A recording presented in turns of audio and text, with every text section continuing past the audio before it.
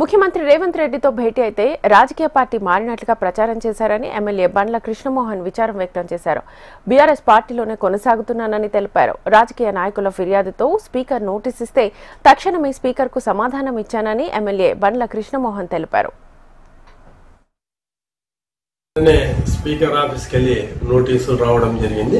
అలాగే గౌరవ supreme court speaker గారికి 90 రోజులు నిర్ణయం చెప్పమని సుప్రీంకోర్టు జడ్జిమెంట్ ఇవ్వడం జరిగింది.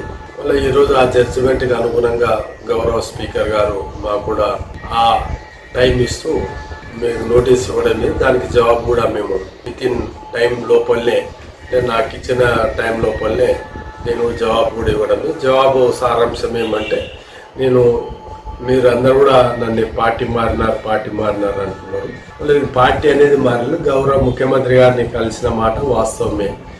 ముఖ్యమంత్రిని కలిసినంత మాత్రం నా పార్టీ మారిన ఆలోచించవలసిన విషయం.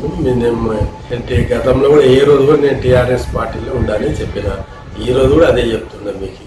అని దాన్ని మీరు దాన్ని రకరకాలుగా చూపించి ఒక రకమైన వాతావరణం ఏర్పాటు చేస్తుంది. దయచేసి నేను మిమ్మల్ని అందరూ కూడా చెప్తున్నా, ఎన్నోసార్లు చెప్పినా, నేను పార్టీ మారలేదు అని చెప్తున్నా. అదేవిధంగా దాన్ని నిలకడగానే దాని మీద స్టాండింగ్తోనే ఈరోజు కూడా గౌరవ స్పీకర్ గారికి జవాబు ఇవ్వడం జరిగింది.